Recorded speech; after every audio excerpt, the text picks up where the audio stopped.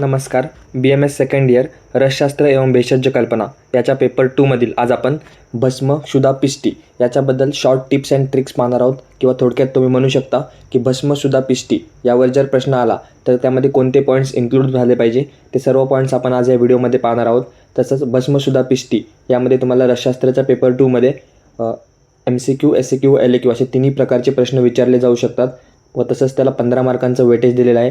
Weightage खूप जास्त आहे, त्यामुळे व्यवस्थित त्या टॉपिकला कव्हर करा, कारण त्यावर तुम्हाला फिक्स एक SCQ आणि एक LAQ फिक्स या टॉपिकवर येणार आहे. तर हा व्हिडिओ संपूर्ण शेवटपर्यंत नक्की पहा. जर तुम्ही मध्ये व्हिडिओ स्किप केला तर तुम्हाला काही गोष्टी समजणार नाहीत व तुम्हीच परत कमेंट कराल. त्यामुळे व्हिडिओ शेवटपर्यंत नक्की पहा. व्हिडिओ आवडला तर तुमच्या मित्रांमध्ये देखील शेअर करा. तसंच इतर विषयाचे देखील शॉर्ट टिप्स अँड ट्रिक आपल्या चॅनलवर अपलोडेड आहेत, ते सुद्धा तुम्ही एकदा अवश्य पहा. तर NCSMच्या सिलेबस कॉपीनुसार रसशास्त्राच्या पेपर 2मध्ये भस्म सुधा पिष्टी या टॉपिकला 15 मार्कांचं वेटेज दिलेलं आहे. तर त्यानुसार त्याला स्टडी करताना बघा, जास्त वेटेज आहे व स्कोरिंग तुम्हाला इथे भेटू शकतं. त्यामुळे फिक्स SCQ आणि LAQ आहे, तर त्यानुसार त्याचा स्टडी करा. तर पहा, भस्म सुधा पिष्टीमध्ये काय काय कंटेंट्स येतात. तर सिंगल ड्रग येतात, अभ्रक भस्म, सुवर्णमाक्षिक, शिलाजतू, त्यानंतर 7 धातू, त्यानंतर गंधक, कासिस, कांक्षी, गैरिक आणि सुधा वर्गातले काही द्रव्य येतात आणि रत्न वर्गातले येतात. अशा प्रकारे सिंगल ड्रग सर्व भस्म सुधा पिष्टीच्या अंडर येतात. तर याचा क्वेश्चन आला तर सुरुवातीला काय लिहायचं. तर जे तुम्हाला विचारलं जाईल त्याचं सुरुवातीला घटक द्रव्य लिहायचे. म्हणजे समजा अभ्रक भस्म विचारले, त्यामध्ये कोणते कोणते घटक द्रव्य आहेत, तर ते सर्व घटक द्रव्य एकत्रित लिहायचे. तर तुम्हाला त्यांची मात्रा आठवत असेल तर ती मात्रासुद्धा लिहायची. त्यानंतर भावना म्हणजे काय, त्या घटक द्रव्यांना आपण कोणत्या द्रव्याची किंवा कोणत्या लिक्विडची भावना देत आहे तर ते भावना तिथं मेन्शन करायचं. जसं की आपण बघतो कुमारी स्वरसाची भावना आहे, तर ते तिथं मेन्शन करायचं. त्यानंतर तिसरा पॉईंट येतो केमिकल कंपोजिशन. म्हणजे आता समजा अभ्रक भस्म आहे तर केमिकल कंपोजिशन काय येणार, तर SiO2, CaO, MgO, Fe2O3. तर असं तर इथे तुम्हाला बाकीच्यांचे सुद्धा दिसत असेल, माक्षिक, त्याच्यानंतर धातू, त्यानंतर गंधक आहे, गैरिक आहे, कासिस आहे, कांक्षी आहे.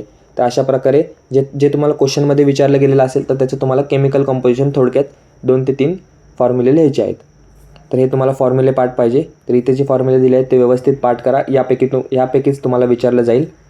त्यानंतर नेक्स्ट मुद्दा जो तुम्हाला लिहायचा असतो तो म्हणजे मोड ऑफ ॲक्शन. आता मोड ऑफ ॲक्शन म्हणजे काय, जर एखादं एक्झाम्पल घ्या. आता आपण पूर्ण व्हिडिओमध्ये आपण एकच एक्झाम्पल घेणार आहे, ते म्हणजे अभ्रक भस्म, जेणेकरून तुम्हाला व्यवस्थित समजेल.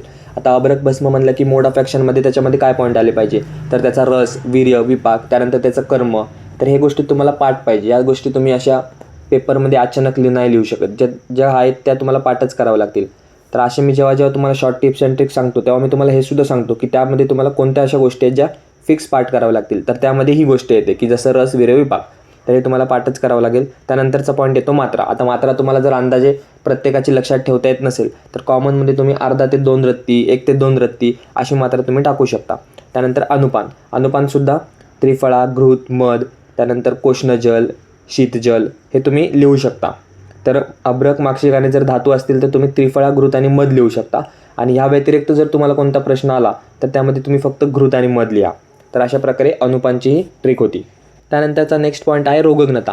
आता हे जे सर्व भस्म, सुधा, पिष्टी असतात तर त्याचे कॉमन रोगग्नता काय आहे, तर प्रमेह, पांडू, कामला, श्वास, कास, बल्य, वर्ण्य हे तुम्ही लिहू शकता.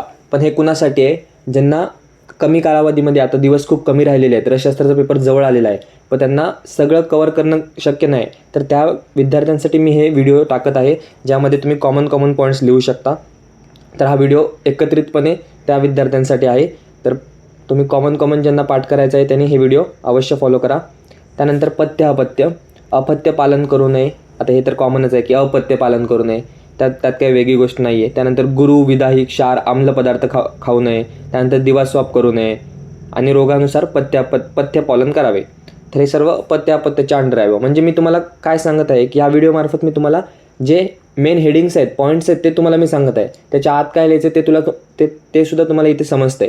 त्यामुळे असं जर तुम्ही आन्सर लिहिलं तर एक्झामिनरला शंकाच येणार नाही की तुम्ही व्यवस्थित पाठ केलं आहे की कसं केलं आहे.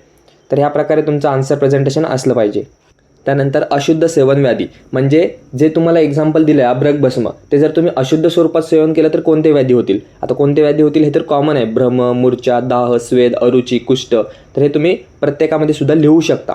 म्हणजे तो क्वेश्चन एमटी सोडून 0 मार्क घेण्यापेक्षा असं कॉमन लिहून कधी योग्य. आणि असं पण नाही की आपण चुकीचं काही लिहित आहे किंवा वेगळं काही लिहित आहे, तर आपण सर्व आन्सरशी रिलेटेडच लिहित आहेत. फक्त आपल्याला कमी कालावधीमध्ये जास्त कव्हर करण्यासाठी आपण ही प्रोसेस करत आहे. कारण आता लास्ट मोमेंटला तुम्ही प्रत्येक भस्म, प्रत्येक पिष्टी, प्रत्येक सर्व गोष्टी वाचणं शक्यच नाही आहे. त्यामुळे तुम्हाला हे करावं लागेल. सिरीजमध्ये आपला नेक्स्ट पॉईंट आहे शांतीचे उपाय. त्या शांती उपाय तुम्ही 2-3 लिहू शकता, पण तुम्हाला पॉईंट टाकणं महत्त्वाचं आहे. त्यामध्ये तुम्ही काही लिहा, पण तुम्हाला जे हेडिंग्स आहेत, मेन हेडिंग्स आहेत, ते तुम्हाला टाकणं गरजेचं आहे. कधी तुम्हाला क्वेश्चनमध्येच ते पॉईंट दिले जातात व ते तुम्हाला फायदेशीर आहे. पण जर तुम्हाला क्वेश्चनमध्ये पॉईंट दिले नाहीत व सरळ आलं की अब्रक भस्म सविस्तर वर्णन करा, तर तुम्हाला हा व्हिडिओ खूप उपयोगी पडेल. त्यानंतर फार्मॅकोडायनॅमिक, फार्मॅकोकायनेटिक हे काही मॉडर्नचे पॉईंट आहेत जे तुम्हाला त्यामध्ये इन्क्लूड करायचे आहेत. फार्मॅकोडायनॅमिकमध्ये काय लिहायचं की जे भस्म आहे ते इम्प्रूव्ह करतं डायजेशन, त्यानंतर रसायन कर्म करतं. अजून 1-2 मॉडर्नचे कर्म टाकायचे, अँटी इन्फ्लेमेटरी, इम्युनिटी, डिटॉक्सिफिकेशन असे ॲड करायचे. आणि फार्मॅकोकायनेटिक्समध्ये तुम्हाला माहिती असेल की ADME म्हणजे ॲब्झॉर्प्शन, डिस्ट्रीब्युशन, मेटाबॉलिझम आणि एक्सक्रिशन, तर हे पॉईंट्स टाकायचे. फार्मॅकोडायनॅमिक्समध्ये काय येतं तर डिटॉक्सिफिकेशन, रसायन, डायजेशन, बायोअवेलेबिलिटी वाढवतं, तर हे सर्व पॉईंट येतात. तर हे 2 पॉईंट हे मॉडर्नचे आहेत. ते तुम्ही कसे लक्षात ठेवाल ते तुमच्याप्रमाणे लक्षात ठेवा. व आत्ता हा आपण जो व्हिडिओ पूर्ण पाहिला तर तो होता भस्म शुदा पिष्टी ह्याचा आयडियल फॉर्मॅट NCISM-नुसार की त्यामध्ये काय काय आलं पाहिजे. तर व्यवस्थित स्टडी करा. 15 मार्कांचा वेटेज आहे. त्यावर SAQ व LAQ फिक्स पेपर 2मध्ये प्रश्न येणारच आहे. त्यामुळे व्यवस्थित स्टडी करा. काही डाऊट असेल तर तुम्ही कमेंट करू शकता.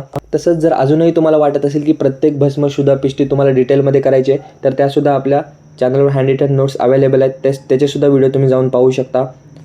तसंच व्हिडिओ आवडला असेल तर चॅनलला सबस्क्राईब करा, व्हिडिओला लाईक करा, तुमच्या इतर मित्रांमध्ये शेअर करा, जेणेकरून त्यांच्यापर्यंतसुद्धा या शॉर्ट टिप्स अँड ट्रिक्स पोहोचतील. तसंच तुम्हीसुद्धा इतर विषयाचे शॉर्ट टिप्स अँड ट्रिक्स चॅनलवर जाऊन पहा. असंच भेटूया एका नवीन व्हिडिओमध्ये नवीन टॉपिकसोबत. धन्यवाद. So guys, subscribe Ayurveda Essence for more such videos. You will get all handwritten notes here.